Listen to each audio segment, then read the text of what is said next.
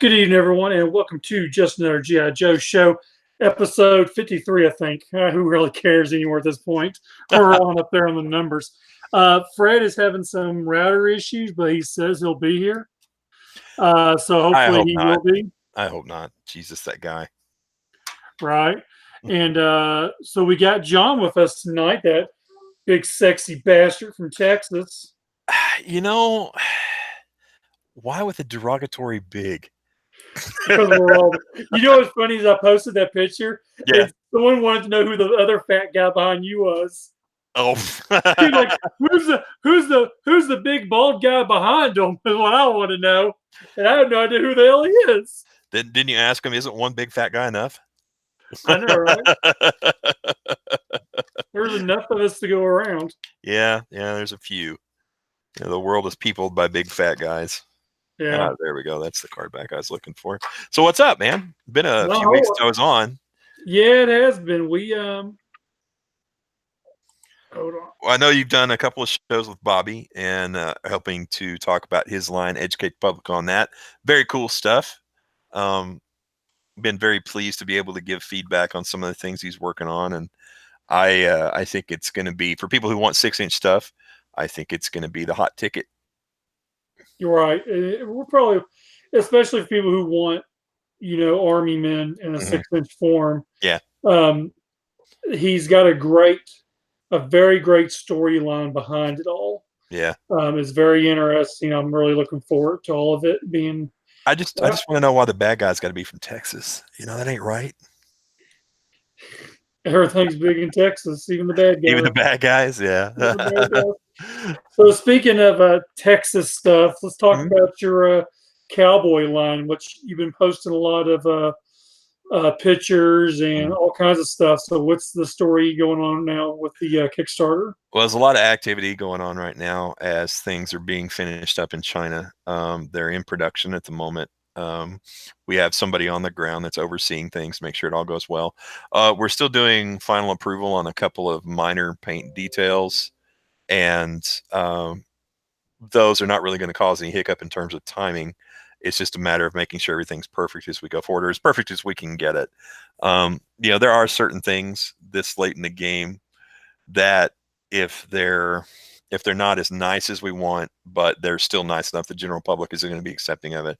We got to let that go, because no matter how much you do and how hard you work and how much money you sink into it, it's never going to be exactly 100% what you're looking for. 99%, sure, but not 100. Right. You're always going to be able to look back on it and say, oh, well, this could have been just a little better, or this could have been a little better. And there's a statement that's popular in politics because of compromise, and it said, let me see if I'm saying it right, never let perfect become the enemy of good. And you should never let the strive for perfection destroy something that is good in and of itself. So like I said, you gotta let a couple of things go, and that's okay. It's part of the process. So as I said, we're in production right now. I've been avoiding giving any dates, because every time we've done that before, it's come back to bite us in the butt, but I feel comfortable enough sharing these. The factory's target is to have production finished at the end of this month. Okay. Now that could extend a couple of weeks into May, but not much beyond that. They're that far along. As you've seen from the pictures, I've showed a lot of paint samples and finished stuff from China over the last couple of weeks, because before the break and after the break, when they were in transition to a bigger facility, they were still manufacturing individual parts and pieces for the line. Now it's just a matter of making sure all the colors match up, everything is correct in terms of the different materials, because each material, which there are 3 that comprise these action figures, each material takes the color contrast a different way. ABS is pretty straightforward. It more or less matches what you're doing. The PVC, which is a more flexible material, it can go up or down the scale in terms of color, as opposed to being more spot on. And then the POM, which is used for the joints because it's more durable and has a flex to it, POM is very hard to color match. It never takes the color correctly. As a matter of fact, if you look back over previous Hasbro Mattel offerings, you'll see that sometimes the joints are slightly a different color than the rest of the body, and that's the reason, is because they're made out of palm, and that more flexible material just doesn't take the color element of the plastic quite as well. So, and right now we're just trying to ensure all that. There was a change that I posted pictures about with the size of the eyes on the figures based on the paint samples that we got to start off with and do our approval on. They're about 10 to 15% smaller, depending on the depending on the character where it's appropriate. So it's just little things like that. There are no major big changes coming, so everything is pretty well locked in. The last things that I've got to see for production to make sure they're 100% right are the paint jobs on the remainder of the heads, the vest for the saloon bartender because it has a paisley style tampo on it, and then the stripes on the legs. Make sure those are correct. I'm assuming they will be. They've done a great job on everything else so far at this point, and we have our guy on the ground over there overseeing things in person. He's very well aware of the standards that we want to meet, and I'm very confident that everything is going to go off without a hitch through this remainder of the month. So, Remind me again, how many figures were actually kickstarted on this one? How many total did you have, Con? well, we listed 15 in the Kickstarter, including all of the unlocks and, of course, the gear and accessory sets and the blank figures and stuff. But only 11 of them got unlocked, so that's what we're calling Wave 1, is those 11 figures. It's Okay. 10 basic figures, and then one Kickstarter exclusive, which was the Badlands Vigilante. There are, in addition to that, in addition to those 11 fully fleshed out characters, we have 5 Buckaroo blanks. These are torsos and lower legs, or torso and lower body with hands and feet that are in different colors than anything else on the main line, so that you can do some customizing and part swapping. If you like a different colored shirt more, you can easily change that out. We also have 5 boot heel loot accessory sets. Accessories are going to be, guns, holsters, knives, rifles in different colors than in any of the regular figures, and then boot heel loot gear sets, and that's where you're going to find your extra vests and hats and coats and stuff in different colors. So, wasn't there a barrel somewhere along the line? I can't remember seeing a barrel somewhere. yeah, the saloon bartender comes with a barrel and a couple of beer mugs, and we went ahead and had the barrels overrun along with the mugs and stuff, so that you could buy that particular thing separately, a barrel and mugs with inserts as an accessory, because we realized people are going to want to build dioramas and stuff. That's one of the reasons that the barrel has a flippable lid with 2 different elements on each side. Right. One side is a pickle barrel, and the other side is the spout and beer barrel. So it can be displayed standing up or displayed standing on its side. So when we get into Series 2, we're going to use the barrel again. One side will have a checkerboard on it, and then the other side will have crackers, because saltine crackers were shipped in barrels like that at the time. Huh, I didn't know that. Yeah. And the checkerboard is for them playing checkers? Yes, it is. It'll be one side will have a checkerboard on it. It'll be in relief, so it'll be fully dimensional. It'll have checkers in the mid game, so you can have 2 guys just sitting there playing checkers if you like. I don't know who we're going to put that with, but it'll be there somewhere. Now, a note on the barrel, since you mentioned it, for those that are expecting the barrel to be packaged with the saloon bartender, it will not be. The reason for that is we used a universal bubble and insert on all the figures. And what that means is that all of the figures will fit together in all of the bubbles across the entire line. And the reason for that is it saved on tooling dollars and packaging dollars that we didn't have to spend this time. So the barrel, obviously being a large element, would have required a much bigger package to fit and ship. So what we're doing is all of the barrels will be bagged the same way, with beer mugs and inserts, and the barrels themselves in a zip baggie with a flip header card like this. Oh, okay. They'll be like kind of like what you did for JoeCon. Yeah, the customizing class is similar. The bags will be much nicer material, so they'll hold up if you just want to display it. But that's how they're going to pack out. Actually, let me see if I've got the barrel card here. You can read it. Oh, there's a little surprise there for everyone. That's right. there's still surprises coming for the Kickstarter people. We partnered with Corey at Small Joe's, a longtime friend of mine, and Corey and I are big believers that you should support the people that support you. So we're doing something a little extra for these guys. There it is. That's actually this is actually a card from the factory. It's printed on chipboard, and you can see they'll fold it and it'll be stapled to the bag. And in case you're wondering, there are no punch outs or J hooks on any of these cards, and that's on purpose. These is a collector oriented line. It's not intended for retail, and it never will be. Okay, cool. Now, of course, you plan on having extras for sale afterwards for people who didn't do the Kickstarter. Yeah, I'll go ahead and release the information. We haven't been forward with it yet because we're still getting everything taken care of, but it's pretty firm now. Anybody who didn't participate in the Kickstarter who wants to purchase, you'll be able to do so from me in person at shows. So any of the local shows that I go to and sit up at, I should have product there. But online sales will be through our friend Corey at smalljoes.com.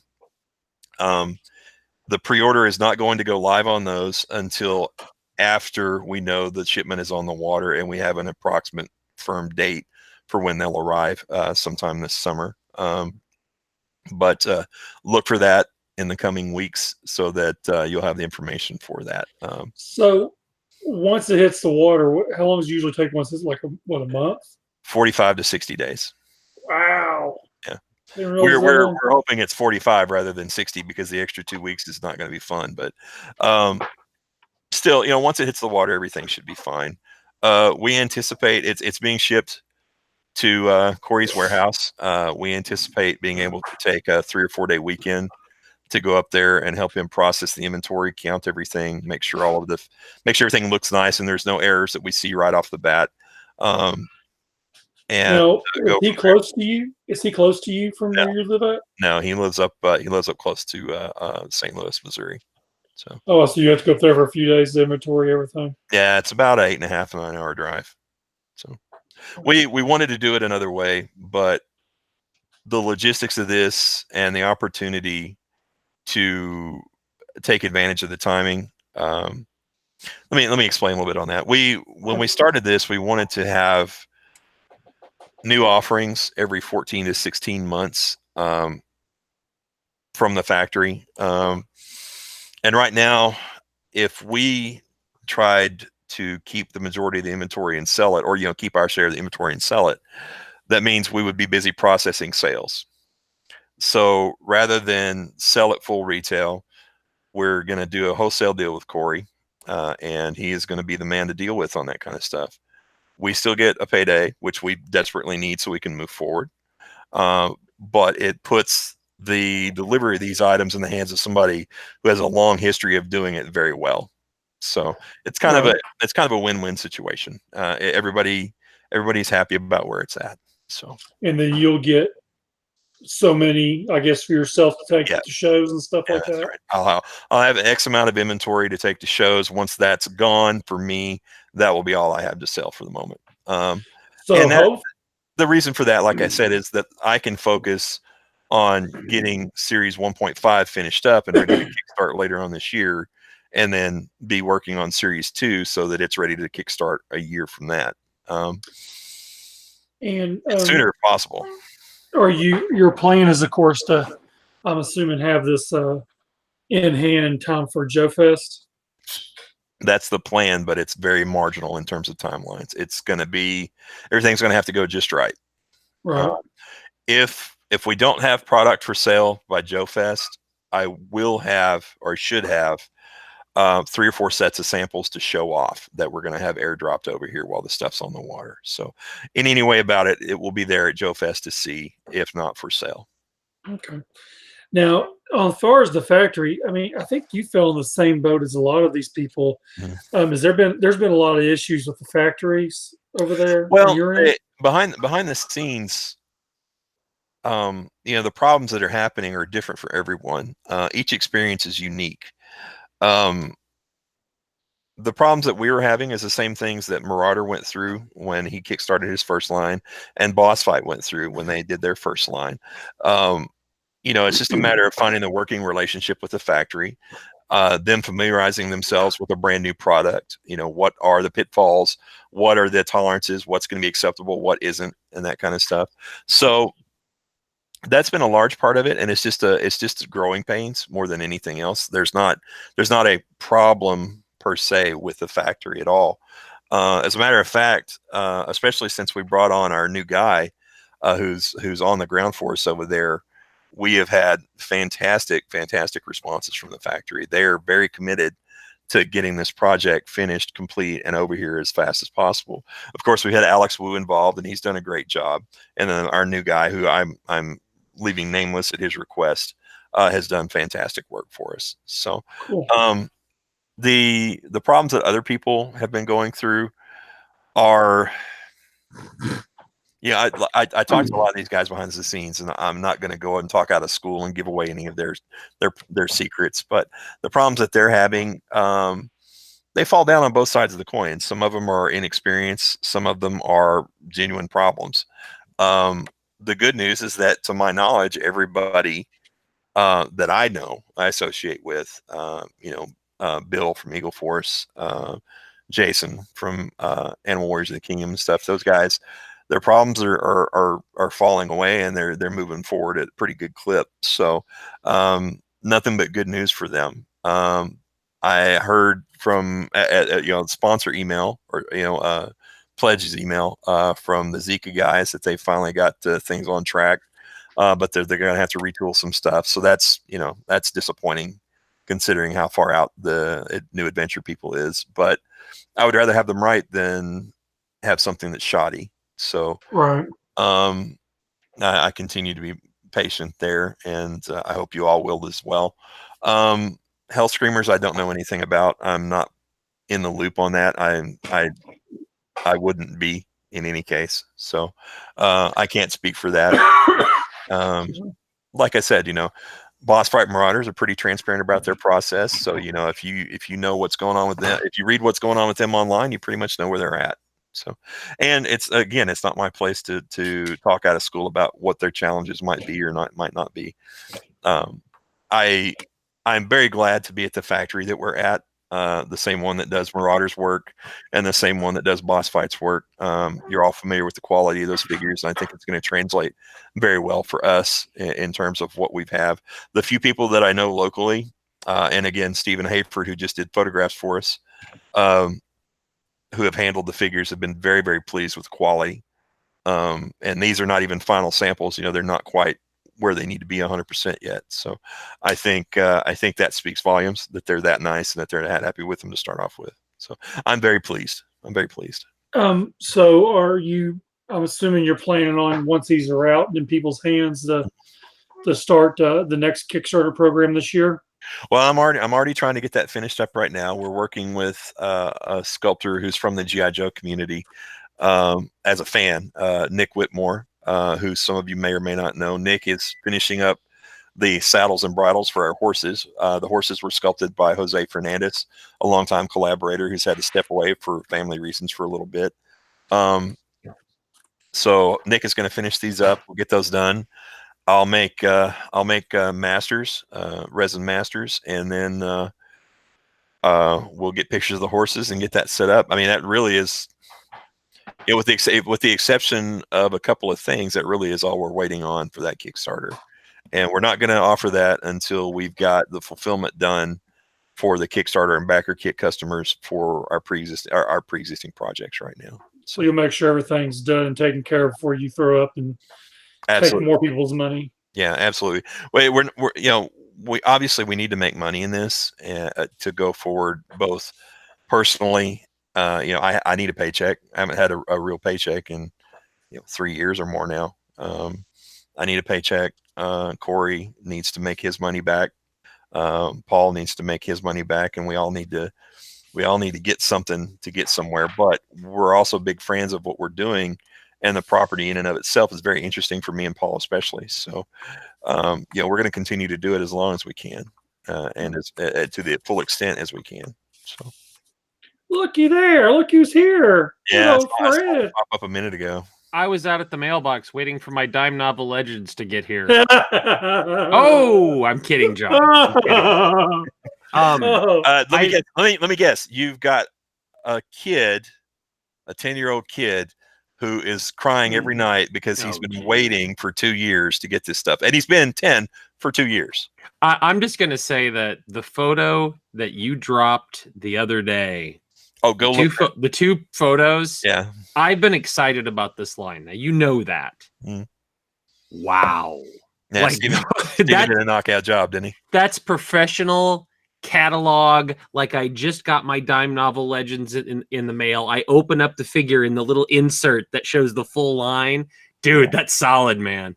That's crazy solid. Steven approached us some months ago. Of course, he backed the project. He's a big fan of diorama pieces and stuff by nature.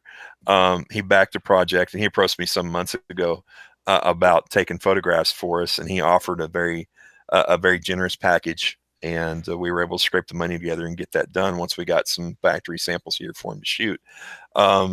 Steven is well known in the Star Wars community for his work, and actually the set that they're on, you might recognize it from some of his other photos. That's Beggar's Canyon from Star Wars. It's been dressed up a little differently and stuff like that, but that's one of the reasons he was able to do such great work for us so quickly, is he had some pre-existing sets that were right. So freaking sweet, man. I mean, I just drool where the lighting, the colors, everything. The figures already looked good. I'm very happy with it. But man. Yeah. There's a third image he sent us, which I can't share yet because we don't own it just at the moment. But it very much captures the feeling, even more so than the other two, that we wanted to convey with the design and style of these figures. It's very much in keeping with the Western theme and what, the solitude and the hard work and also the peacefulness that comes with it. So. Now, John, you had some other stuff you were going to show us tonight. Yeah. Yeah, sure. You may not be able to see it really good because, it's a laptop web camera, but here's what I was talking about earlier with the universal bubble and stuff. Here's the Marshal inside the bubble. And although you probably can't make it out, let me see if you can with a little bit better. I really like that Marshal. He looks really awesome. Dude, that thing's awesome. You can see that the bubble is designed so that there's a little space around him, and that was on purpose. What we did here is we took all the largest parts, the largest legs, the largest coat, the biggest head, all that kind of stuff, and put them on the figures, and then had the bubble form made out of that so that they all fit. Every figure in the lineup will fit in this bubble. Cool. The outside bubble itself, if you look closely, you can see it's got a raised edge to it right here around the edge. Right. And that's so these things don't get crushed in transit. We don't want to be delivering damaged packaging if we can help it. Now you can see that the Marshal here has got his coat on, the gun belt holster. The rest of the gear will be packaged in a plastic bag, a Mylar bag that's in the package with it, along with the hat and stuff. And there's a couple of reasons for that. One is so we wouldn't have to do individually shaped inserts for the bubbles. And two, so that you don't get any paint transfer while these things are in transit. If you've ever, pulled out a Star Wars toy that had a painted gun and a painted holster, you're going to get some paint transfer where some of it comes off of one side or the other. And because we want these figures to be top notch, we decided to go that way. That way the hats aren't on. They're not going to get pushed around sideways in the package. They're not going to transfer paint from the hat to the head or head to the hat, things like that. Here's a sample of the card back from the printer in China. I actually have the only set of these that's in existence so far. Let me see if I can hold this together properly. And I give you an idea of what it's going to look like all completely packaged. Okay. I like that. Yeah. Now, of course, the corners will be rounded so they can fit in the bubble if you want, but then there's the back. Now, the bubble, is that removable? No. Or is it going to be glued on? No, it'll be heat sealed on. We're big fans of vintage packaging, stuff from the 70s and 80s, and we wanted to stay with that. All the card backs you can see use a universal color palette on the front, so you have to look at the image or look at the name to see who the particular character is. The backs use the digital art from my good friend Arlen Pelletier, who did that for us. Arlen is very talented. He's working with Bobby, as you may or may not be aware. The card back has a blurb on it that tells just a little bit about what the marshal's job would have been in the Old West. And then the second paragraph has got a little bit of information about our company, where we're located and stuff. We're very proud to be doing this from here in Texas and in the USA. And then there's a thank you block, which is all the people that have contributed greatly to the project. And if you notice, there's no SKU. There's no barcode here. We're not going to have SKUs on these because they're not going to be any stores. If you notice, this one has gotten some damage because it was stacked too quickly. But if you notice on the back, it says here, Wave 1, first print run of 2,000 pieces. So if we go back and reprint the Marshall at any time, it'll be noted on the back here that that is a reprint. And we'll probably change 1 or 2 color elements on each figure, similar to what Boss Fight did with their Spartan and other figures that were reprinted because they went through them so fast. So we want to maintain the collectability for the people that have backed this project early, and understand that there are some people that are collecting for investment, not just for fun. And we want to watch out for those guys as well as everybody else who's going to be tearing these open. So. Is there any artwork or anything that you want to see in particular? I have samples of all the cards here. All of it. Quite honestly, show whatever you want to show, John. All right. Here's the Badlands Vigilante. This is artwork by our good friend Ben Aslin. The Badlands Vigilante is, of course, the Kickstarter exclusive, and that's noted on the back here in the descriptions. The Badlands Vigilante has a print run of 1,500 pieces. Once that's gone, it's gone. There won't be any more of him. We will never reprint that guy that way. So some of the other parts may get used in another way, but that particular packaging, that paint job, no mas. I know Corey will have some samples of that to sell left over from the Kickstarter. So if you want that, you should probably jump on it. So the one you just showed us, the very first one. Yeah. That there will only be allowed. So people who got that on Kickstarter, who will have those afterwards? Will they be on smalljoes.com? Or I'll have a few copies to sell at the shows, and you'll be able to buy the remainder at smalljoes.com. Okay. So they're not going to be like on for those people who are tuning in. It's not like some Kickstarters where it's like an extended backer kit kind of thing. This is Small Joe's is your source. Yeah. The backer kit store is closed and going to stay closed. With our partner Corey doing the fulfillment and stuff, it would not be fair to him to continue to take money, potential profit out of his pocket. Makes sense. I mean, don't get me wrong. I'd like to have more money coming in. It's getting pretty dry over here, but it wouldn't be right. It wouldn't be the good way to do business. So, here's the second Kickstarter figure. This is the KP Garrison KP Trooper. Now, a lot of people, the reason we made this, and it was nearly didn't happen, is so many people were griping for troop builders, and we tried to explain to them these guys are all archetypes. Anybody can be a troop builder. This is not like this is John, this is Robert, this is Steve. No, these are all archetypes. They're named by their job titles, so anybody can be a troop builder. But they insisted, and I had the Kepi hat done for Series 2 ahead of time because Paul is crazy for cavalry, and went ahead and threw this particular recipe together. The only new parts that are actually on this figure are the Kepi hat and the potatoes. So, well, I always thought it was funny, and I always thought it was funny that in the Army, when you get in trouble, you get KP duty. And if we were going to do a troop builder, I was going to do something that I thought was funny at least. So that's the reason for that. The KP Trooper is limited to 3,000 pieces. We did that because we're doing multi-pack sales on this guy. And the multi-pack is not a true multi-pack in that we'll have a box with 3. It's just 3 carded samples. So, Fire Brigadier. That's actually my best friend, Casey. He's a longtime friend, more than 20 years, who is the likeness for him and the saloon bartender. A lot of people, when the Kickstarter went up, they were like, a fireman? Why do you want a fireman in the line? It's because practically every structure that was built in the Old West, aside from maybe the bank, was wood.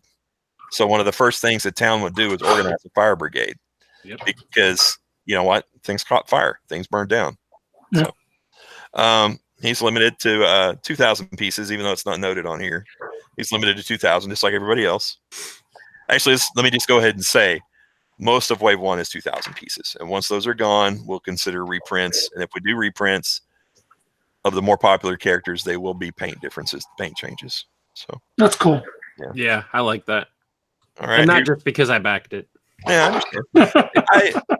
As a longtime GI Joe collector myself, I tried to think of what I could do in this line that would satisfy both sides of the coin. The more collector oriented line versus the guys that just want to open up and play with them like me.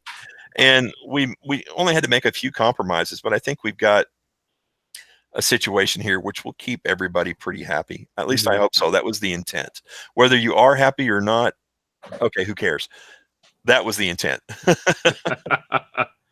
Here's the Man in Black. Man in Black is one of the 2 characters that was named by Poll on the Facebook group that has been with us from the beginning. I think the name's a little vanilla, but people really love it, so I'm not going to say no. Again, fantastic artwork by Ben Asselin. He did a fantastic job in making characters that have the same head with just different paint colors look completely different on the artwork just by changing the view, a few styles, the way they're shaded, things like that. Man in Black, 2,000 pieces. Oh, love that figure. Here's the Man in Black's nemesis, the hero to his villain, I guess, the Cowpuncher. Now, the Man in Black and the Cowpuncher are obvious homages to another 12-inch line that Paul and I grew up playing with, the Mark's Best of the West. They're not exact copies of the figures. We wouldn't ever do that and step on them in that way. But we're both very inspired by the look and playability of those toys. So we did steal the color palettes. So anyway, there's a Cowpuncher. He was also named by Poll on the Facebook group. So you guys had a direct hand in that. 2,000 pieces. There's the back. Yeah. I'm glad that you're impressed with it. Killing me, Smalls. You're killing me. We're almost done, man. We're almost done. I'm impatient. And there's the Sharpshooter. Yeah. Yeah. Sharpshooter is your basic range cowboy, buffalo hunter. Again, this is the same head that's on the Man in Black that I just showed, but because Ben changed the artwork up, got a vastly different looking character. And we did a couple of things ourselves. The way the mustache is painted is different on both. There's a few other odds and ends, but by and large, there you go. I love the color on that, and I don't know why. There's just something about the way that palette comes together that is awesome. This looks a little dark. He actually pops. He's got a little zip to him. So the ranch hand, or as Paul would call it, the ugliest cowboy that ever lived. This is actually Paul's likeness. We both have our noggins on these heads in the line because we're vain like that. I'm not going to apologize. The ranch hand, it's just your typical cowboy, that works at a ranch as opposed to the range. 2,000 pieces. He's actually one of the characters that I wasn't all that interested in at the beginning, but visually, when he's done, he looks fantastic. He's got a great style to it and stuff. So I encourage everybody to go out and buy one so that it will feed Paul's ego. This is a saloon bartender. He's been a very popular character in terms of orders and stuff. Even people who don't like the West have been picking this guy up to throw him in dioramas. So I think that speaks volumes to the character design. This is based on my best friend Casey, who actually has grown a hairstyle that looks exactly like that at a couple of points in his life. I was going to say that head sculpt has a lot of personality to it from what I've seen. I think that's one of the reasons he's popular. He's a bartender, and looks like there's a story to him. Yeah, he's a happy guy. I mean, wouldn't you be? You're not having to drove cattle. So he's limited to 2,000 pieces, just like everybody else. There was a color change on the apron. It's more of a white canvas as opposed to a dusty brown canvas. So just so you know, there'll be a little difference in the colors there, but that's to be expected in production. Things change usually for the better, and that's one of those things that changed. Up next, we have the Territories Lawman. He has the honor of being the only African-American character in the Wave 1 guys. I love this character. Dude. He's based on a historical character that really lived. I'm not going to say who, but if you know, you know. And he's literally famous. famous. So anyway, the character itself has got a great style in terms of the color breaks and stuff like that. You've got a lot of leather and brown with the awesome green pinstripe pants. I'm floored by how well this turned out. Our sculptor Dennis Chin did a fantastic job on the portrait, the head sculpt, and I can't wait to see it in color. So here is Parl's other character, and arguably the flagship character of the lineup, the Marshal. It takes influence from several movies that you guys are all familiar with, I'm sure. I'm not going to go out of my way to say, but the particular character is kind of the linchpin of the rest of the line. You need a marshal or a sheriff or something like that to build the rest of your town around in terms of basic play pattern. So we have plans for about 100 or 115 characters before this is all over the next 5 years, and there won't be another marshal. So, that doesn't mean there won't be other lawmen. There just won't be another marshal. And then the last one out of the 11 is the trail boss. That's my character. Obviously, I was very influenced by movies like Lonesome Dove and things like that, and that's where a lot of this particular look comes from. Obviously, me with a beard, which if you've been to the con, you know I grow a beard every couple of years just to do something different. And he's 2,000 pieces, just like everybody else. So, hey, put that transformer down. We're talking cowboys, fool. Sorry. Go robots. I kid. You do what you want, man. If I can't hold your attention, it's okay. Now, you know, my attention has something noticed me over here. John, how the heads are all interchangeable too, correct? So yeah, if you buy multiples, you can swap out and make variations. Oh yeah, absolutely, absolutely. One of the things I don't know if you noticed on the Marshal, well, our line is comprised of 2 torsos, and all of the figures have the same dimensions. So all of the neck balls are the same size. All of the necks are the same length. All of the shoulders are the same. The elbows are the same. The wristbands are the same. Stuff like that. One of the things that you may not have noticed on the Marshal is he has his badge glued in place. They'll be shipped without the badge glued in place, so that you can either glue it yourself or not. That opens up with a couple of other display options. All of the lawmen that come with badges will not have them attached. They'll be in the bag with their figure. So don't lose it. It could be the next heavy metal microphone. So will the badge stay in place without being glued on? No. Okay. No, to do that, you would have to have a male and female pin. And if we added a male and female pin to the lapel of the coat, that means without it, you're going to have a hole in the coat or a pin on the coat, one or the other. So you can, so before you glue it, you can take that photo of him throwing down his badge. He's not a lawman tonight. Yep, that's right. Awesome. Yep, the law's got no place here, man. Yeah. Damn, I'm getting pumped even more about these. Well, I mean, it's still exciting to me, which I think is good, because usually after you've been looking at these for a good long time, you're ready to move on to the next thing. And I am, but I still get very excited when I look at these and I see where they're at and how close we are to being finished, and what it's going to be like to put these in the hands of everybody. I am eager to see what everybody else does with them. You were asking about head interchangeability a second ago, Fred. I should mention that these first figures are based on the same joint system that's on the Marauder Task Force guys. That was my other question. Yes. So there should be reasonably interchangeable with those if you wanted to use a different set of arms on them or something in that nature. We would like to continue to do that going forward, but it's strictly up to, Marauder with his design and stuff like that. I've got to reach out and talk to him, but the basic design overall of the figure is pretty universal. Almost everybody does these same style of joints and things like that. So there's not anything here that's groundbreaking. It's just extremely well done. So that goes back to his figures being very well designed and making smart choices. So thank you to them. Thank you for Marauder doing such a good job there.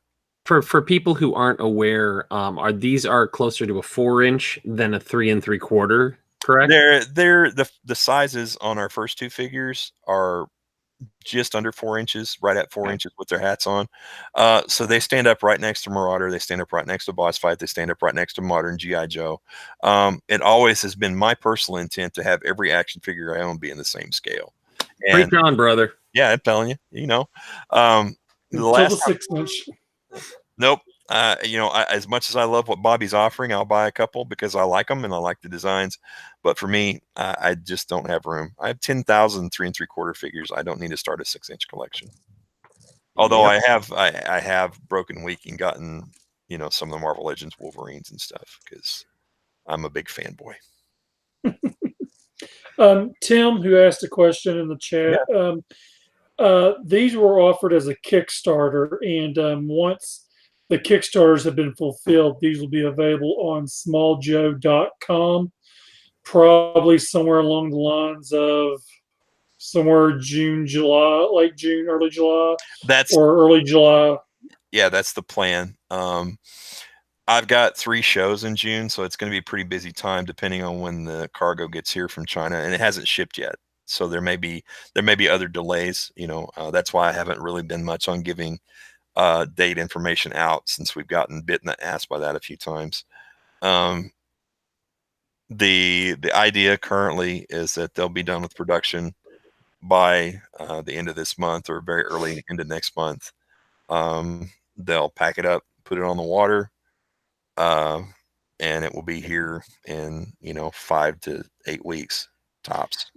But once it is on the water, you plan on doing a pre-order through smalljoe.com? Yeah, once it's on the water and we have a relatively good idea of the time frame it's going to take to get here, Corey is going to put a pre-order up, and that's at his discretion. You know, when and how. Do not bombard him with questions, please. Please give the man some peace and quiet before he gets his butt whooped by orders. And what's his email again? Nunya at damn business. I'm just looking through my history because I forgot some of what I ordered on this. Yeah, okay. I'm good. Right. If you give me a second to pull up the doc, we'll talk about some of the things that we're doing in the future if you want. Yeah. We've got a pretty clear idea of what we're doing for series 1.5, which will be the next Kickstarter, and that will go in September or October of this year. It will not go any later than October. If it's going to go later than that, we'll push it until the spring, but I don't see any reason why it would. As I said earlier when I was talking to Mike before Fred joined, the horse sculpt is done. It may need a couple of small refinements for fit and finish, but the sculpt is done. I've showed pictures of it. The saddles are being worked on as we speak. All of the figures that are going to be involved in that Kickstarter are done with the exception of one. And that will be our Kickstarter exclusive. And I'll go ahead and just tell you right now, it's an Eagle Force crossover. Ooh. So you're the first ones to get that news. Interesting.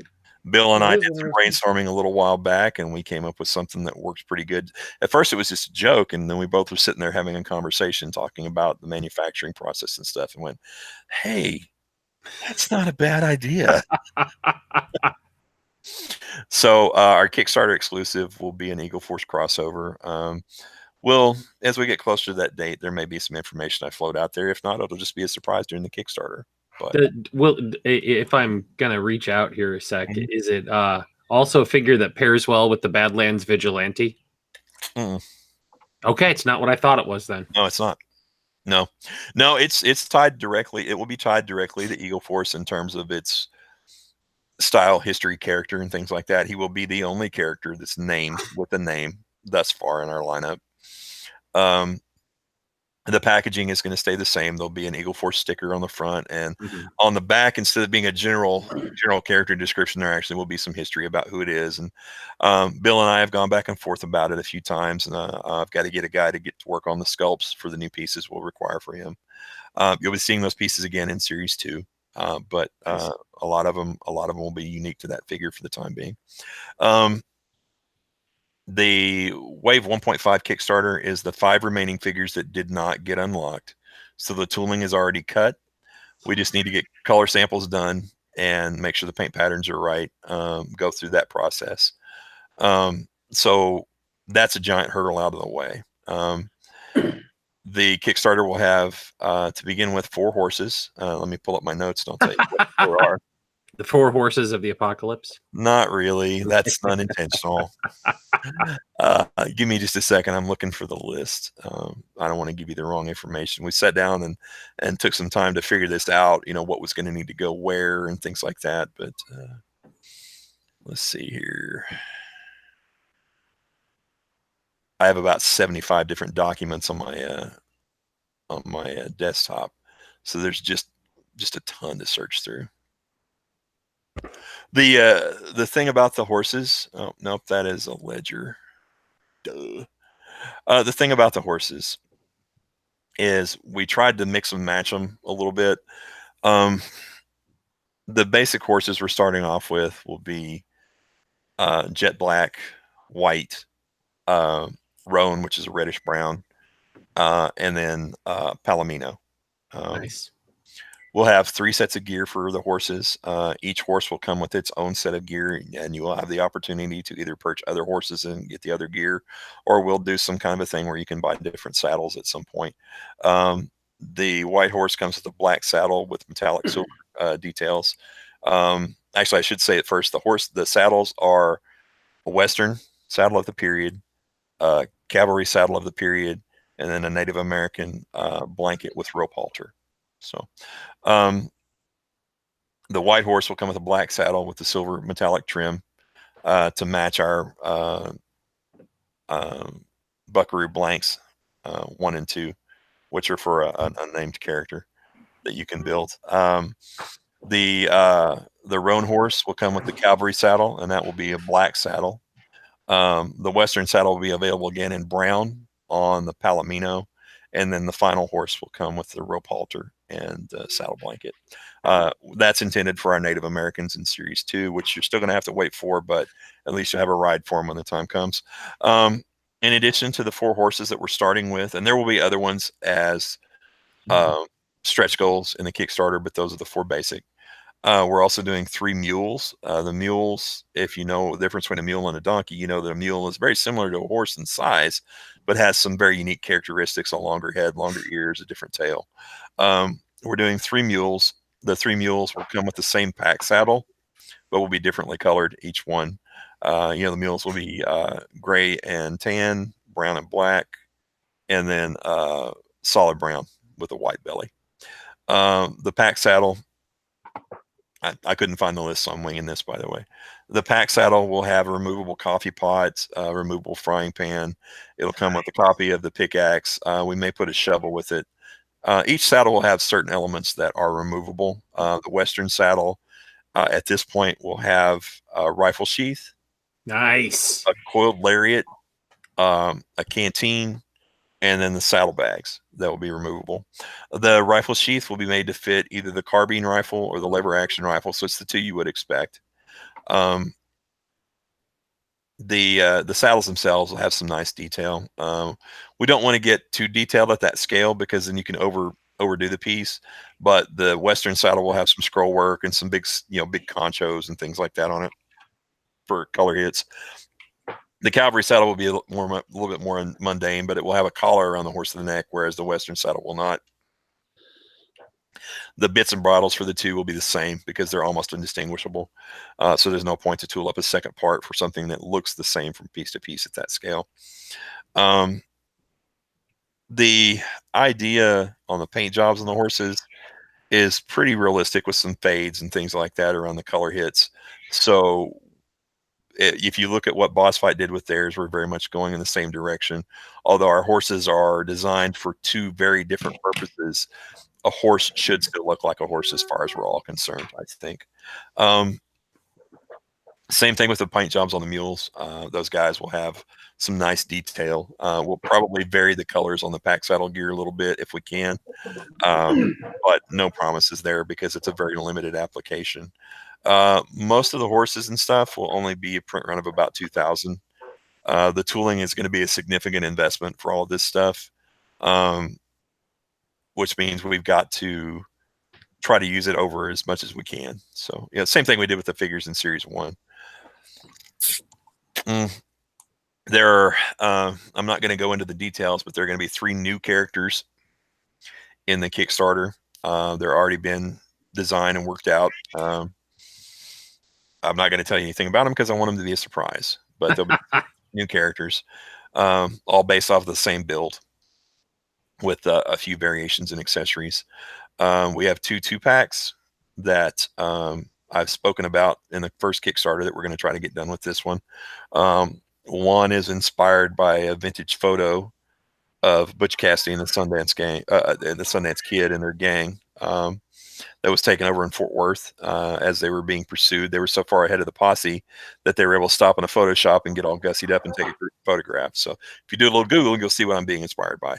We're going to do a window box with the two characters from this wave in sepia tone paint jobs with a sepia tone insert on the photographs. Nice. One will be sitting, one standing. I think it'll be a nice presentation. The same size box, we're going to do a 1970s black and white TV set frame. And that will be the cowpuncher and the man in black in black and white gray tones from television. So you have your classic shootout in the street. So that's the two packs. And then finally, we've got the 5 more of the Boot Hill loot sets, gear and accessory both.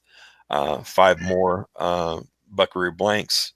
And then we're going to throw the stage on the end of this, the stagecoach. Nice. Now, be aware, we're not doing any design work on the stagecoach right now because it would be a significant investment in addition to what we're already doing that we just don't have the money for. And what we'll do is we'll have pictures and some control art and things like that that we'll be able to show during the Kickstarter. But if we don't get it funded, it's just going to get pushed or dropped altogether. I mean, will be the second shot at it. So if it doesn't happen, it doesn't happen. And sometimes you just have to learn how to walk away from something like that, no matter how much you want it. So I anticipate this Kickstarter will probably have, without having all the numbers set in stone at this point, I'm guessing that our full funding will be around $200,000, which is a large number, but I think also reasonable considering some of the things that are involved in it. Like I said, the investment for the horses and their individual pieces and parts and the tooling is pretty significant. And while we've already got the sculpting done on the horses themselves, we're still paying for the saddles and the other gear that need to go with it. So there's still a lot of outlay that needs to go forward, but we've got the money set aside for it and it's happening. It's just trying to make it all work budget. So if I can find wave 2, we can even talk about that a little bit. To give me a second to get that up. Talk amongst yourselves. Well, quick question. Cookie wanted to know, do you happen to know the price point on what they're going to be on smalljoes.com? The same price point that they were on the pre-orders on Backer Kit. Do you remember?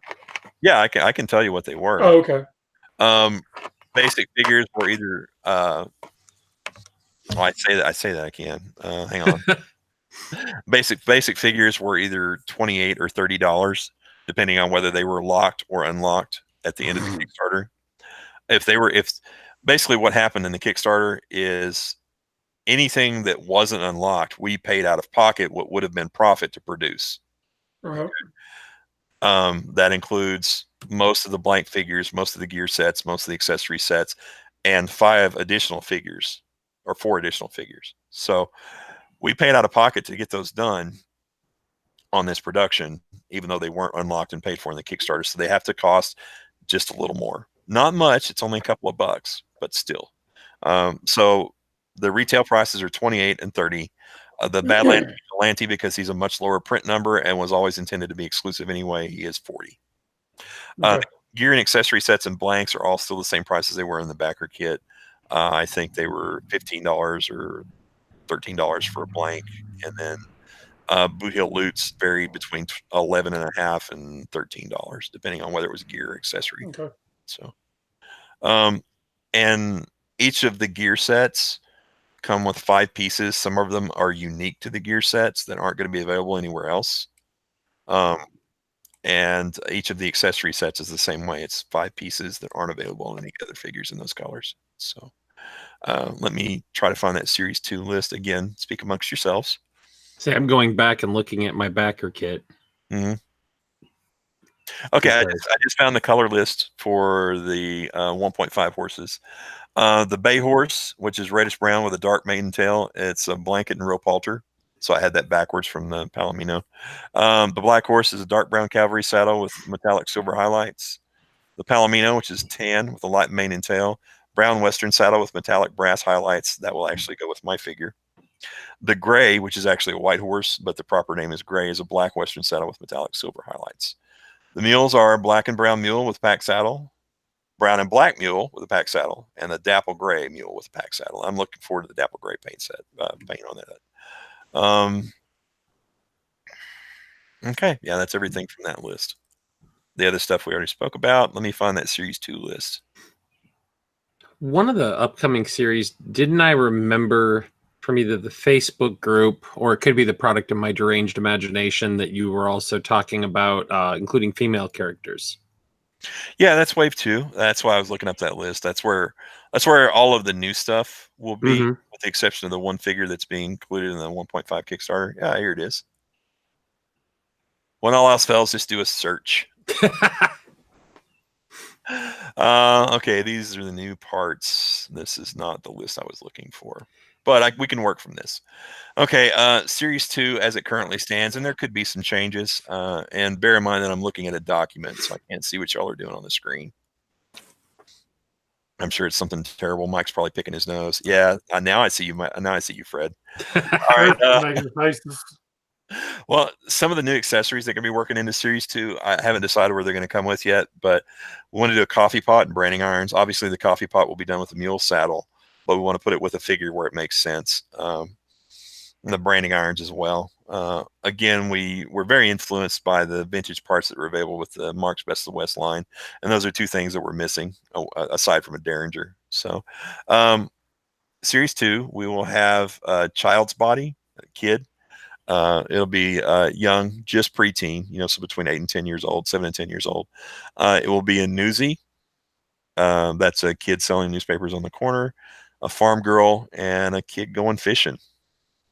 Nice. Yeah, I've already got the builds and stuff laying out here, but I want to keep that stuff a secret since we're way off from it. So, well, and there's not a lot of 1/18 scale kid figures out there. Well, the necessity of this particular project means that they will all have the same body with different secondaries and head. Sure. So I can tell you the body is going to be a rumpled up set of overalls. Now, who doesn't love a kid in overalls? Are you going to sell? Will those also possibly get the the build your own cowboy kind of treatment, so that customizers? Oh, the Buckaroo blanks. Yes, it's possible. It depends on where we're at in the budget when we get to this point, but we're still about 8 months away from setting this down in stone, other than talking about figures, potential builds, and sure, on designs. The female, there will be 3, perhaps 4 of her if we can fit it in the budget. They'll all feature the same body with different limbs, a different upper or different arms, and different secondaries, and of course 4 unique portraits if we get to do the 4. They are the soiled dove, the prairie wife, the school marm, and the shopkeeper's wife. So a dress, we're talking long dress on these? Mostly. And we're going to try to do soft goods if we can get a deal on a material that will work in a small enough amount. That was my next question. Keep in mind that if the production run doesn't go up on these and they're still 2,000 a piece, that may relegate us to having to do a PVC piece, and we'd rather do soft goods so that the legs are flexible. Being collectors and enthusiasts ourselves, but it just depends on how things fall financially. So there's a lot of ground to cover between now and then, but until that point, that's the plan. All right, I'm looking through the list. Native Americans, we're going to have some First Nations people. Nice. Yeah, I'm very happy to be able to include some good, authentic looking and respectful representations of a group of our population that's been overlooked very badly and treated very badly by history and by people in general. So we're going to have a brave warrior, a chief, a scout, and then a shaman of a sort. Nice. The designs are based on garb and gear used and worn by the Lakota Sioux, so Plains Indians, Okay. for the first offering of Native Americans. When we move on to other tribes like the Apache, the Kiowa, and stuff like that, the look will change somewhat, because each tribe adjusted to their interactions with European settlers in different ways. The Lakota Sioux we chose on purpose because it's the same kind of look and aesthetic that most people are used to seeing in modern respectful Westerns. In terms of the way they dress, in terms of what they wore, and things like that. So we thought that was the best way to get a foot in the door. The plan is currently to, with these figure designs, seek some outside consultation from some First Nations tribes and at least get them to sign off that they're authentic in some way, shape, or form. But we'll see. Tribal politics, it can be a very tricky thing. And we want to try to be as respectful as we can. And that's why one of the reasons why this line is not presented in an adversarial way. It's not this versus this. Yeah. It's just all archetypes, and you can do what you want and be as politically incorrect as you want to be. But for me, I would like to be at least respectful for my involvement. So Paul and I both had long talks about this, and we believe that it's the right thing to do. Same thing with the women, to be honest. And I've had this conversation with several people at shows when talking about these lines. There weren't a lot of jobs for women in the Old West where they were accepted. And that's why we didn't shy away from doing Woman of the Night, per se, the Soiled Dove. Even though it was a very hard life and very difficult living, with very little support, there were women who used that to their advantage and became, very important to the community. That's, these women in most cases had money to contribute, had money to help build schools. When they stopped doing this for a living and moved off and had families, they had to have things to take care of their families. So even though it's unsavory, it still deserves representation, even if it was not everything it should have been at the time. So let's see, Native Americans.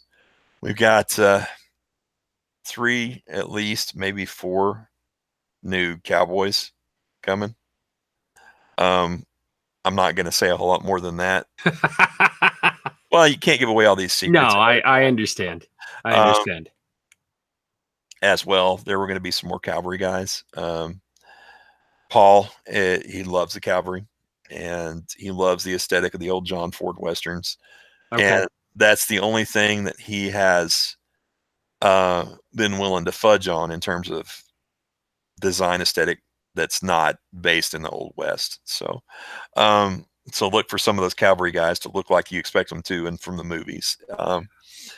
The plan at the moment is to also offer a couple of larger deluxe figure accessory sets, a Gatling gun and a cannon.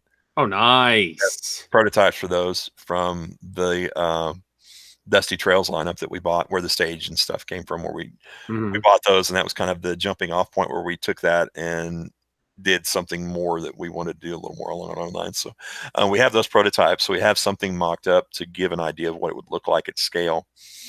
And we're going to do 2 more cavalry troopers with those. One of those will be an exclusive for our website, which will be live at the time when these go on sale.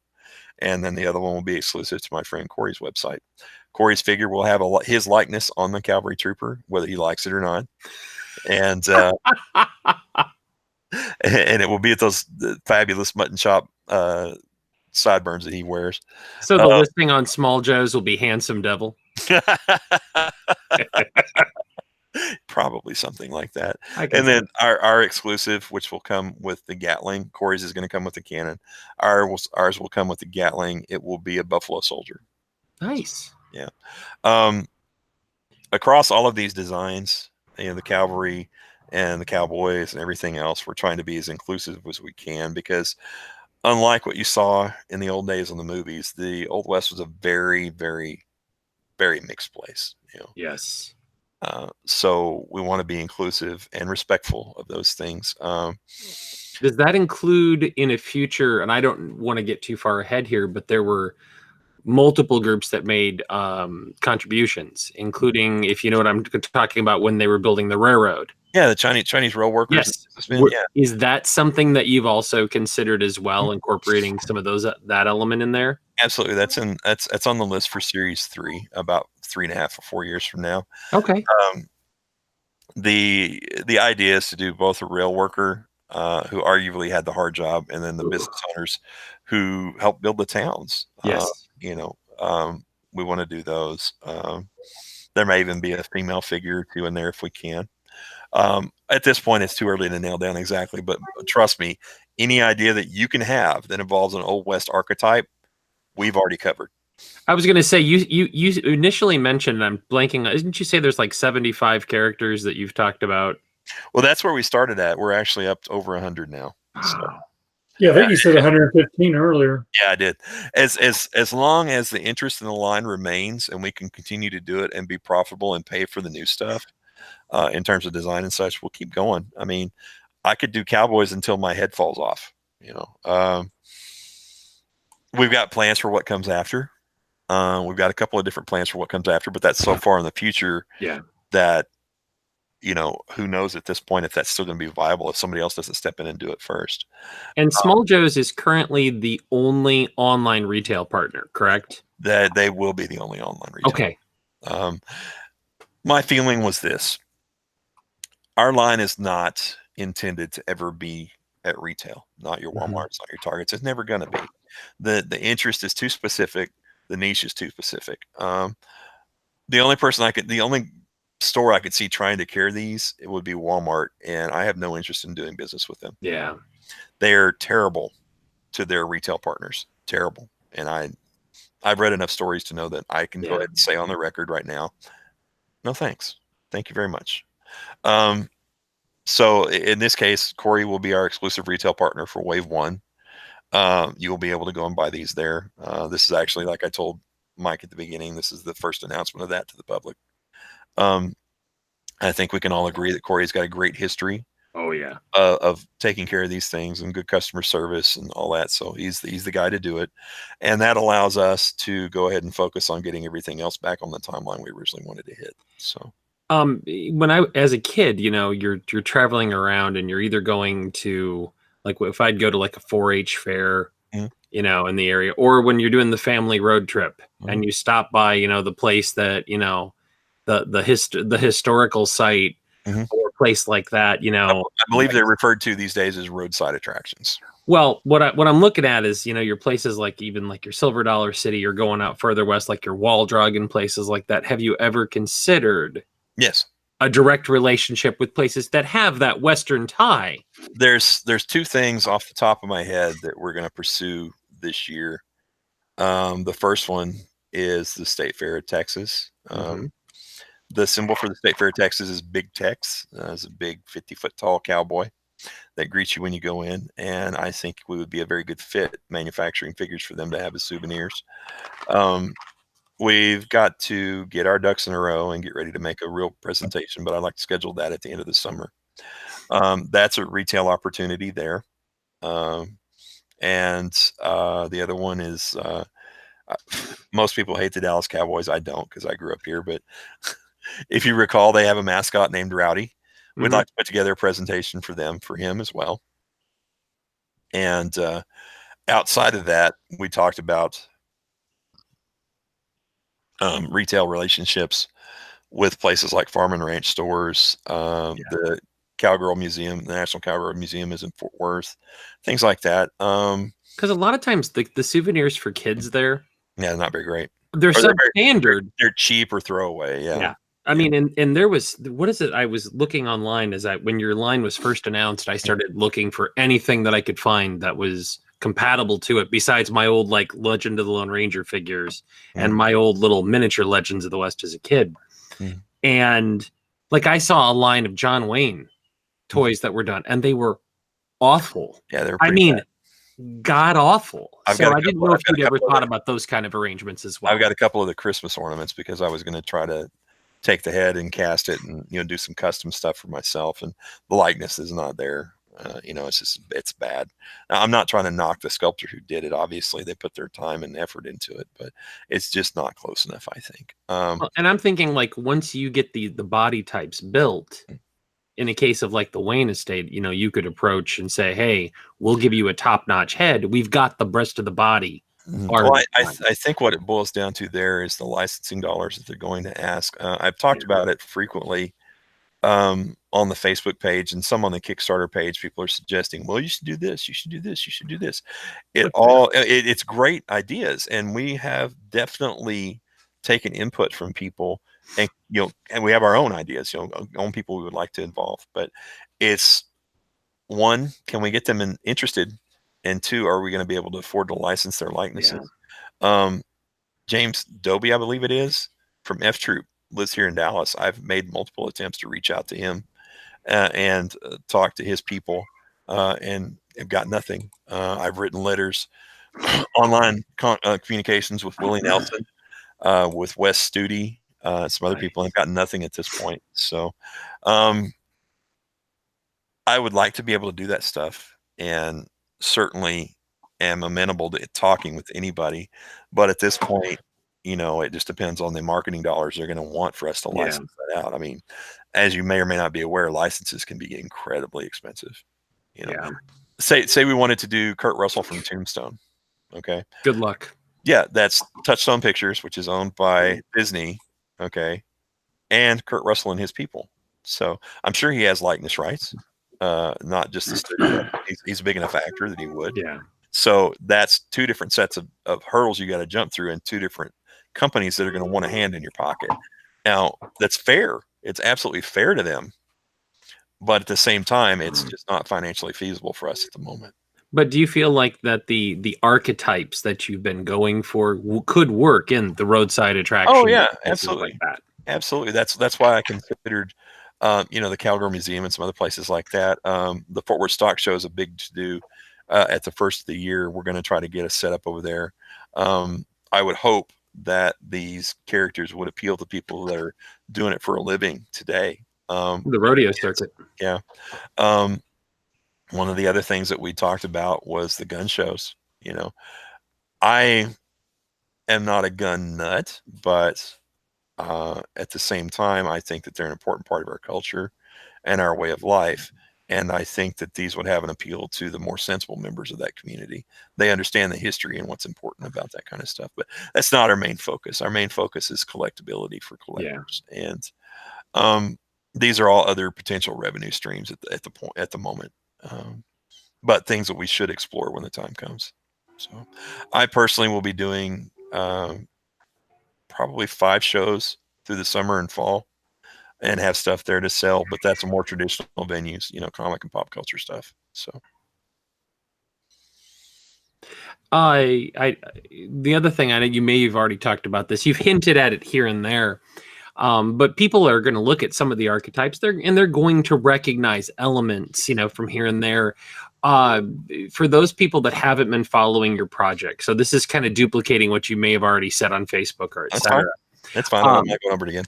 What are some of the strongest influences that you've had that you've put into this line? So, you know, what was it? You know, a favorite Western series, or a Western cover artist, or, you know, just can you kind of talk about some of those that, you know, like. There's been a lot of influences for both me and Paul. I mean, we both grew up watching black and white Westerns on TV on Saturday afternoons. You know, for me, it was also Saturday night. I used to watch the Streets of Laredo with my dad before we watched wrestling here in Dallas, you know, the Von Erichs and stuff. And that was our Saturday night thing. You know, we get to stay up till midnight and have to get up and go to church the next morning. That was a deal. You didn't miss church if you stayed up watching late night TV. Yep.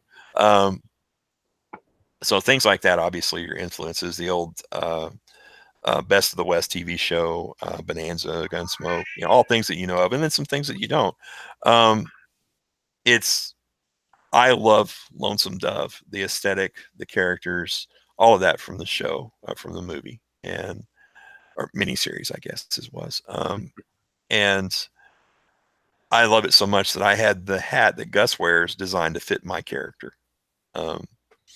And that's an obvious influence. If you know what Gus's hat looks like, you're like, that's it right there. That's the one. So the look of the Marshal is influenced by some of the costume design from the movie Tombstone, which is a huge favorite in the community of fans. There are certain other things like that. Obviously, we're influenced by Best of the West 12-inch figure line. We have 2 characters that pay homage to that line with their color palettes and stuff. 2 of the characters that didn't get unlocked but will be available with the horses are the head honcho and the gunfighter, and those are homages to the old Butch Cassidy and the Sundance action figure line. And it's obvious if you look at the color palettes. Yeah. So, and that's as far as the homages go. We wanted to be cautious. You don't want to retread something that's come before, but in a line like this, it's based on nostalgia. You also want to acknowledge some of the more, important things. The heads are all unique. Our guys are all intended to be unique characters.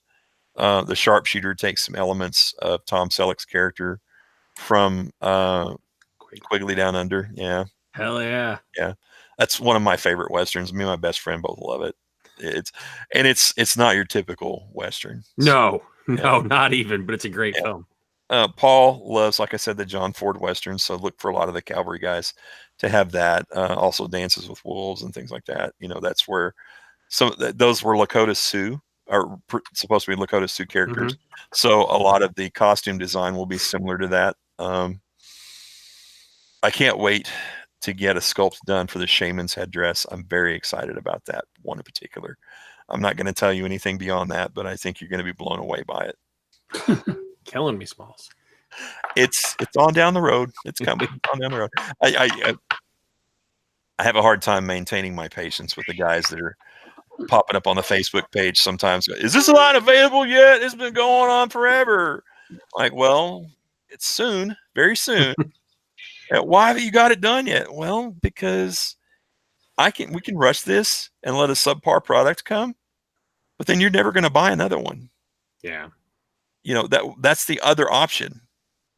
The option is fix it or don't. And for me, fix it, get it right. Now, for those people, as logically, the more series you go in, the more refined your process is going to be. So is that something that's fair to say that, as when we're getting to Dime Novel Legends Series 4 down the road, you're going to have a shorter lead time between starting and launch because you've done this now. Yeah, that's absolutely the plan. The great thing about Wave 1, the first 15 characters that were intended is, with the exception of the heads and the hats, they all swap the same parts. We have 5 different pairs of holsters designs.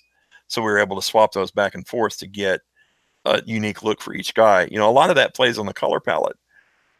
Color is a huge identifier for characters. And you can use the same chest over here, but you have to change the way that the colors break on it on this guy versus this guy versus this guy.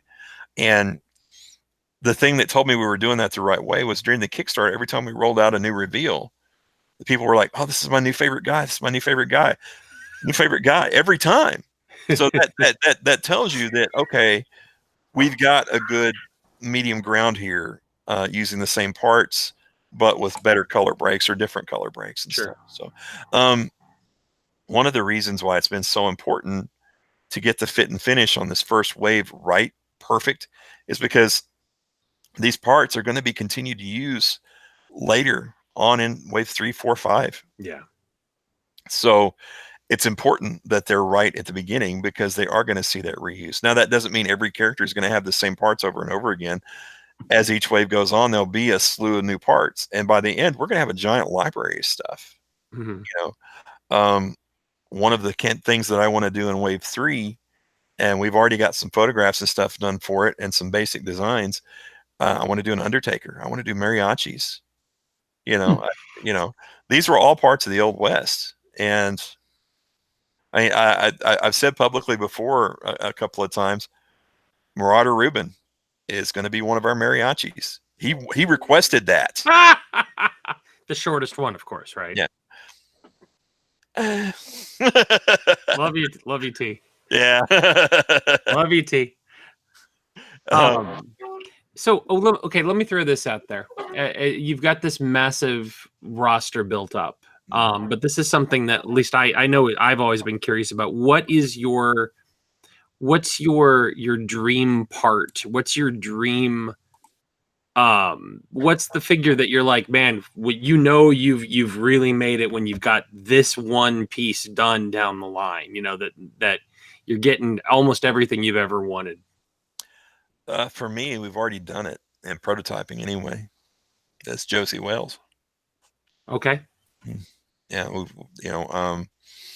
obviously it's not Josie Wales, but we took the design and style of the costuming from the movie and we made a few changes and some adaptions. Sure. And we're going to be releasing those parts through the series in different places where it's appropriate. I did a resin hard copy that is specifically him last year to show the potential of the line. Obviously, Clint Eastwood has never licensed his likeness out for anything like that. Right. And is at this point, I would say he's probably not gonna, but that would be a dream project. And we've already got it done, in resin at least. So, the body parts, the jacket and arms, the hat, the holsters, the pistols and stuff like that, those will be available. But, Gus's hat, I mean, that was really important to me. Gus's hat, the Remington pistol that comes with the Trail Boss. That's one of my favorites from the period. So, there are others to be sure, but those were top of my list. Okay.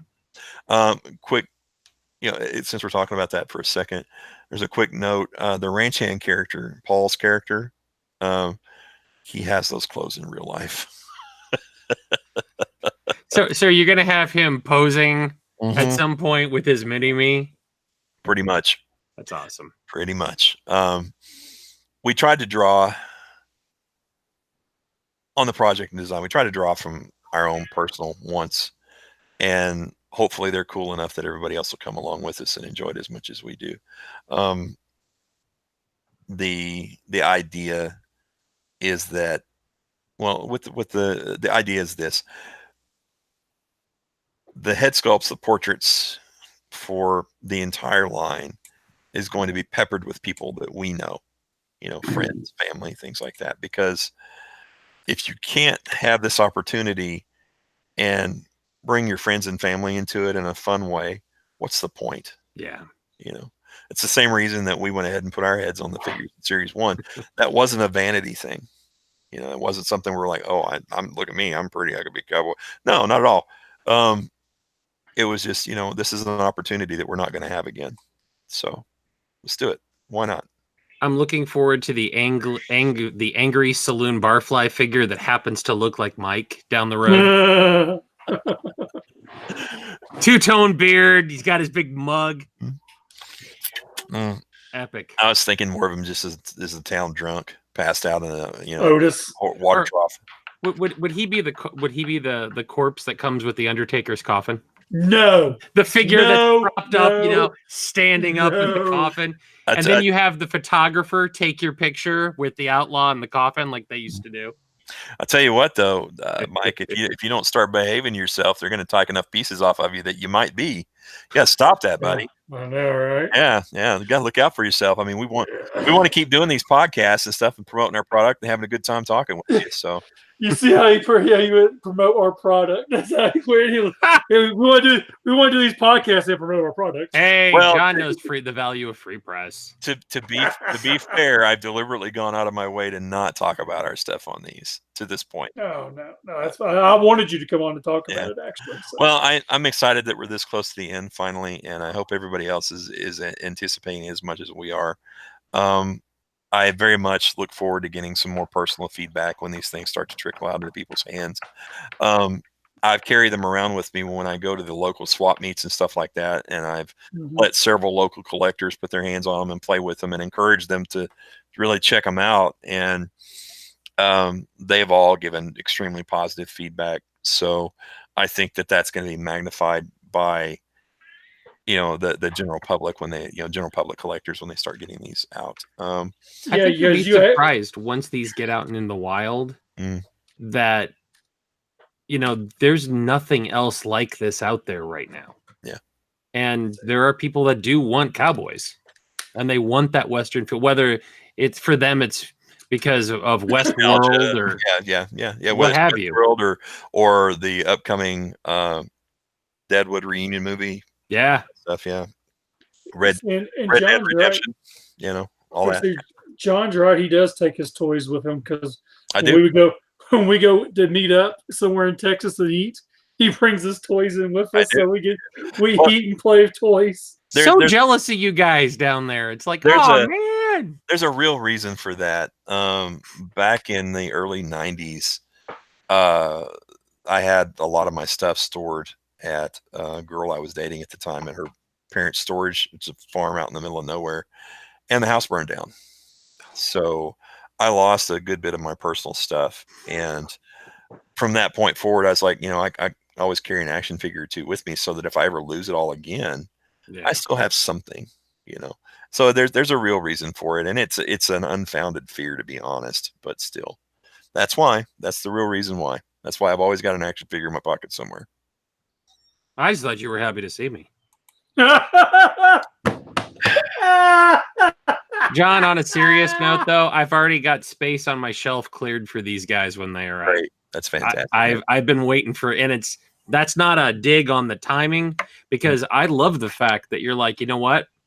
Much like Paul Masson, John will sell no figures before their time. You're holding on to these until they're perfect, and I'm okay with that, because when I get my Badlands Vigilante, which bears an uncanny resemblance to the cover of a Lone Ranger novel that my mom had as a kid.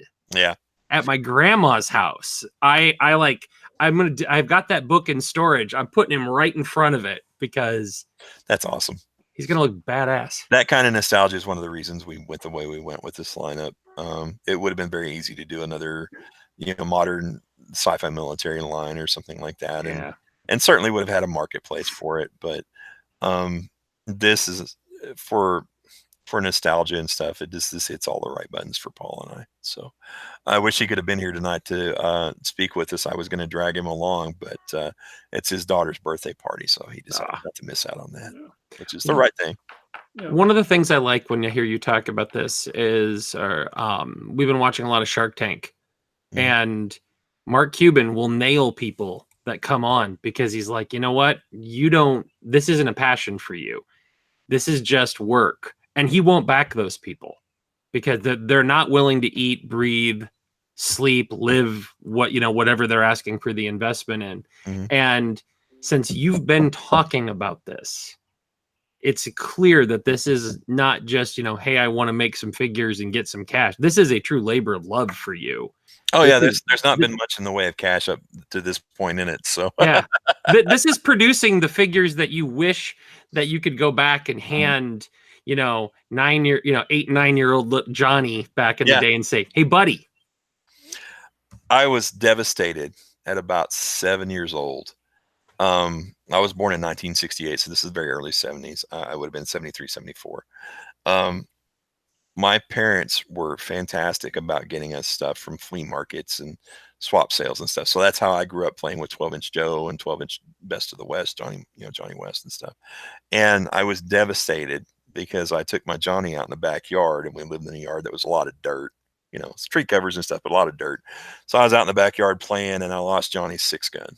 Yeah. And his 6-gun is dirt brown. I never found it. I spent weeks searching the backyard for it and never found it. So to have this kind of toy back then would have just blown my little mind. I talk about Star Wars because that's something that's important to me, more nostalgia than anything else. I mean, modern figures are neat and cool and all that, but I talk about Star Wars in relation to points of articulation. A lot of collectors are against the 5 POA stuff. And I'm like, no, with Star Wars, it gets a complete pass because those figures, their design aesthetic is exactly what I wanted as a 7-year-old. I wanted one that looked like Luke Skywalker, but it didn't have to have a lot of articulation. Yeah. Just, you know, arms and legs move, heads move. So Star Wars 5 POA gets a total pass. So we weren't going to do that with the Western line, obviously. You know, it has to be posable and it has to stand up to a modern figure. But well, 5 POA too is hard to put on a horse. Yeah, Star yeah, Wars, you had to have trapdoors and molded legs in the saddles. I was just about to say about that. If you look at our horse, one of the things that we left off of it was articulation at the ankle joint, at the end of the fetlock. Okay. And the reason for that is every articulated horse that I've had, doesn't matter if it's big or small or whatever, and no matter what kind of ratchet you put in a joint or anything like that, you can't get it to stay up on those ankles, and eventually it's going to get a weak joint and start falling. So we left those out, and that was purely a design choice. So for those of you that wanted that, I'm sorry we had to leave those off. It's still going to be more articulation than my old Legends of the Lone Ranger figures with their, was it 4 points or 5 points on those? Pretty much. The Legends of the Lone West design aesthetic is that, and the Best of the West larger horses were exactly what we were looking for in terms of the sculpt, the look of the horse. So I think that our sculptor, Jose, did a very great job of capturing that, but adding modern articulation design sensibilities to it. So I'm very excited about the horses, just so you know. That's awesome. I think once we get some samples of that in hand, we'll take some pictures of the cowboys sitting on them, and everybody will see what we're talking about. Plans down the road for wagons? Yes. Generic wagons that you could hitch either mules or horses to, letting people kind of do their own, or is that, you think? No, that goes back to the stagecoach. If we can get the stagecoach made, we can use some of the parts from the stage to do a buckboard or even a Conestoga. And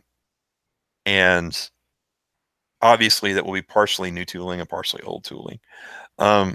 But at this point, it's getting that first piece off the ground. Yeah. And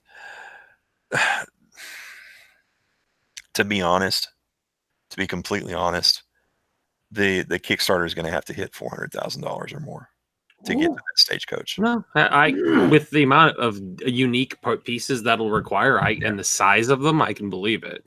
Well, as far as the way the Kickstarter breaks down, the horse tooling is a significant part of that budget. Okay. And then the production run for the horses is a significant part of that budget. And the figures, not so much. This is an ideal time to offer the stage and the horses, because the figures, the tooling's already done. The design work is already done. We don't have to put more money down that. We just got to pay for the production run. So that's great, because what money might be generated in that interim before we get from the beginning to the stagecoach, the excess will go to offset the initial cost of the stagecoach. So most likely in terms of timing, if we get to this point in it, and I really hope we do. I mean, it's a big number and we understand what the challenges are, but if we get to this and we get to that stagecoach, it's going to have to ship separately from the figures and stuff in terms of timing, because we cannot at this point, with any kind of financial sense, sink money into a sculpt that is not going to be utilized. And the sculpt for the stagecoach, the design, the breakdown and all that, you'd probably be talking close to $20,000. And that doesn't seem like a lot of money in the view of the rest of the big project, but it is very significant. So I want it to happen. I really, really, really want it to happen. My feeling is that a stagecoach, short of a town, a stagecoach is the centerpiece that you display everything else around that home. Yeah. You know, it's the linchpin of the line in terms of your big display stuff. We still plan on going forward with the playset that we discussed. There's a couple of other options that have popped up now that we're going to try to take advantage of if we can, and we'll see which one is better at the time. But we still want to do those kind of things. But right now, it's better to focus on getting the figures done and show that we can deliver, and then build up a little bit of war chest so we can develop some new stuff. So. For the playset too, I mean, and I refresh my memory on this. you know, a lot of the old Western play sets when I was growing up were just merely punch out cardboard. Yeah. Is that what you're looking at? Yeah, it would have been a slight upgrade to that, and it still could be very much. Sure. Joe Harris, if you recognize the name, he's working on play sets for Eagle Force and play sets for the Animal Warriors. Yeah. He prototyped a couple of different versions for us that we showed off at shows at the time, and we still want to continue to go forward with that. But until Joe gets his plate clean, we've kind of just let things rest for the moment. He's gone some health issues and a couple of family losses, and he certainly needed the time to rebound from that. So no pressure, Joe. We love you. How do you think the figures will fit, even with existing stuff, like maybe some of the play, not the figures themselves, but like the buildings from the Playmobil Western, which you can still find here and there. I think they've cooled on that in recent years. There are several pieces in the Schleich line that are scaled relatively well. I've got some that we used in the diorama photos and that I've displayed at shows. The buffalo skeleton and some of the insects and things like that, those are fine. Trying to think. If you can get your hands on some of the old Chatmai ones, there was a very small Western Chatmai I did. I've got the covered wagon and the the sheriff's and jail cell. I've got 2 copies of that, and then I've got what's the other thing? Oh, the stagecoach. The stagecoach is small in comparison to the covered wagon. The covered wagon is actually probably close to scale. Okay. As for existing horses, you're not going to find anything that's articulated that really scales with our guys. Okay. If you don't mind unarticulated stuff, Breyer actually has some close to 1/18 scale horses that we have found are ideal in terms of scale. You can put one side by side with our horse, and the sizes are the same. Shoulders. Nice. Yeah. So there's some pre-existing stuff out there for those that don't want to wait just yet. But I encourage you to just wait and see what we're going to do. I've got a proposal for a couple of other things that are cooking right now that we can't really talk about beyond that, but to expand the line. And then Nick doesn't know it yet, but I want to have him sculpt the kicking chicken. So we'll have a action figure mascot. Hell yeah, I want that thing. We'll see if we can find a way to make it pay for itself at the least. But that's one of the things we want to do. That's just kind of fun and little half-size PVC accessory. Mm-hmm. Well, it's actually going to be articulated. At least it's a head and the shoulders. At least. Nice. Yeah. Come on, Rocket Raccoon needs a companion. Yes, he does. He needs a companion with better taste in clothing. So that's something we plan on doing. We may even be able to offer that in the 1.5 Kickstarter. It just depends on how far along we can get, but there are other things that we have to focus on at the moment. So, I think we've covered everything, but you guys have any other questions? Or Mike, has anybody else written anything that they wanted to ask about? No, I think I pretty much answered all the questions on here. I typed some of them in for you. Sure. But I was going to go ahead and call the show there anyways. We did cover a lot of ground. So yeah. I mean, outside of John just announcing, "Hey guys, I got the license for Briscoe County Jr." Yes, I know, which we're thinking. Oh, I would kill and murder for that. Gah! Yeah. Buller, Briscoe, Pete Hutter, John. I want all of it. Dixie, Socrates, which with some of your archetypes and some clever head swapping, it's possible. Well, as I said before, as we get going and generate a little bit of war chest money, we'll reach out again and try to get some licensed likenesses. I would love to have Wes Studi involved, even not any of the characters that he's famous for. He has such a unique and iconic look. I'd really hope to hear back from Willie Nelson's people, but nothing. So nothing. Even Graham Greene. That would be outstanding. He's got such a unique look, and his characters have resonated so much with people. Yeah. I mean, it's again, you would be dealing with personal licensing and company licensing for the movie producers and things like that. So it could be problematic, but it doesn't mean that we won't try. Yeah. All righty. Well, we're going to go ahead and call it quits there for the night. So appreciate everyone who's listened to pretty much the whole entire show. Make sure you give us all 5 people that are interested in cowboys. Hi, Mom. Five people. So be sure to give this episode a like and subscribe to the channel. Be sure to follow John on Facebook under Chicken Fried Toys, Dime Novel Legends. There you go. Yeah. And already bookmark smalljoes.com so you can get that in your rotation of sites to check when these bad boys hit, because as John has indicated, I don't think some of these guys are going to last long. Cough, Badlands Vigilante, cough, cough. Yeah, I don't think there's going to be a lot left of him, but there will be the opportunity for the general public to get some of these that are short. So again, appreciate everyone watching. You can find me everywhere as Just Nerd G.I. Joe Show and Angry Mike. Yeah, and Angry Mike. And then you can find Fred everywhere as Joe Battle Lines. So thank you for tuning in, everyone, and we'll see you guys in 2 weeks. Thanks for watching, folks.